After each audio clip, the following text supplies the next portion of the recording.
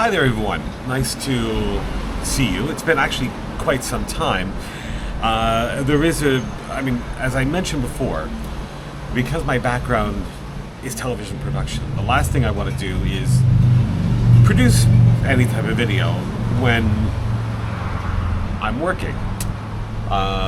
So I only leave that as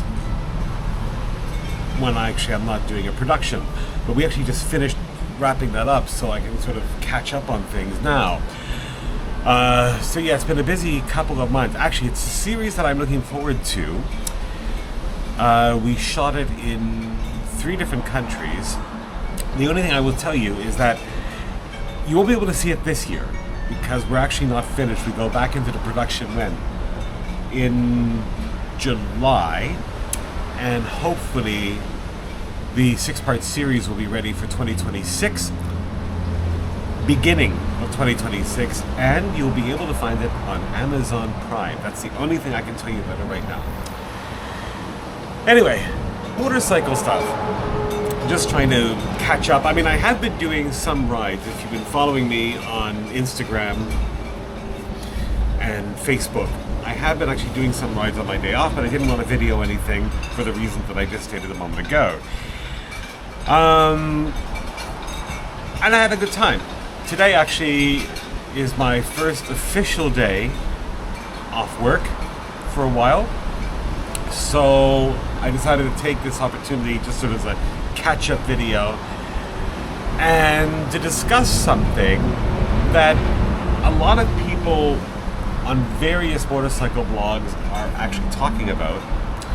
Not just on YouTube, but on Instagram, Reddit, and so on and so on. And that is clutchless motorcycles. Now, one of my bikes has a quick shifter, but that has a clutch. So, if I'm in stop-and-go traffic in the city, let's say, I can use the clutch. If I'm not, then I just use a quick shifter. Now, the quick shifter is something that I absolutely love. This is the first bike that I've had with a quick shifter.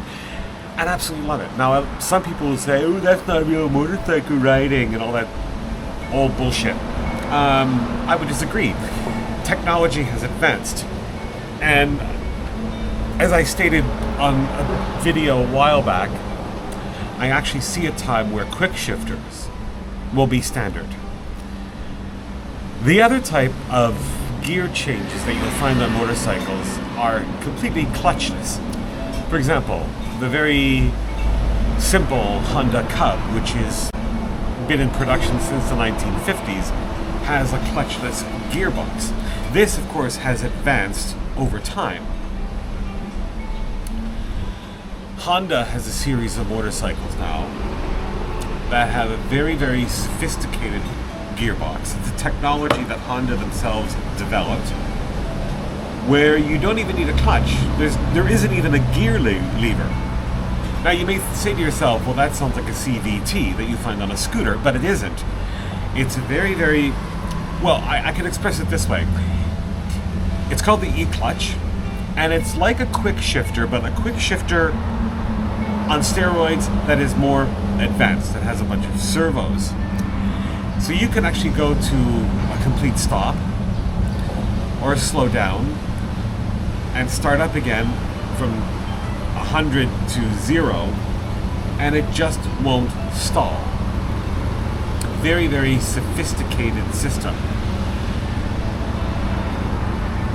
Now, a lot of the criticism comes from people that, say, of my age group, that have been riding for a long time, that feel that if you're not changing gears, then you're not riding a motorcycle.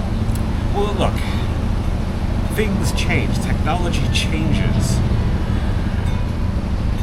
There was a time on motorcycles where the clutch, they called it the suicide clutch, because the clutch was a foot pedal, like the brake, and you had to change gear that was on the side of the tank.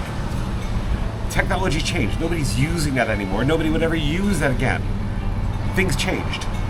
Again, I guess things have changed.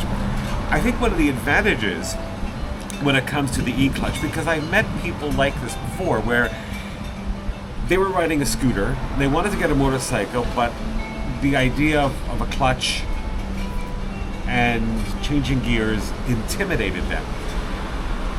I come from a generation where, in the Netherlands and Europe, where I grew up, most Europeans drive manual gearboxes. We're used to it. Unlike in some other countries, mainly the United States, which are probably too lazy to do so.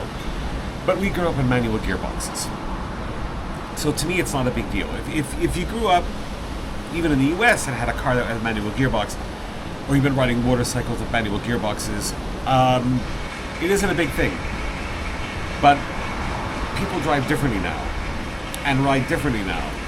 So to make, let's say, motorcycles more accessible, personally, I think it's a really good idea. Recently, I had a chance to ride one of these Hondas that had this e-clutch. Fine. It's completely fine. It's a different riding experience, of course. I liked it. Would I buy one? No, because I'm so used to using a clutch and changing gears. But for somebody who is not, I think this is actually a really good thing. It will make it more accessible, and hopefully other motorcycle manufacturers will start doing the same thing to make motorcycles more accessible. There's a lot of talk about how, let's say, Gen Zers or millennials don't want to ride motorcycles. Well, I really think that depends on region. Now, here in Taiwan, the average age of a lot of motorcycles, and I'm talking about large capacity bikes, Ducatis and Harley Davidsons, are all guys in their early 20s to mid 30s. A lot of the older guys as well, but the real older guys here don't ride Harley Davidsons or Indians, though they go for Honda Goldwings. So I think it depends on region. And yes, bikes are expensive, there's no doubt about that. And in some countries the exam is ludicrous. Insurance as well. But I think it really all depends. But coming back to the factor, if they are more accessible and not less intimidating, I think more people would be interested in riding them. I don't think that Gen Zers or millennials are turned off by motorcycles. I just think that there's a lot of misconceptions that they have. And maybe they're just not into riding bikes that have clutches and gears, or you have to change gears. They grew up in an automatic world. So hopefully this will make things more accessible. Anyway, I'd like to know what you think. Leave your comments below. Follow me on Instagram and Facebook. I'll put a caption here, or in the middle, somewhere at the end of the video. And let me know what you think there. Anyway, like, comment, and subscribe, and I'll see you soon.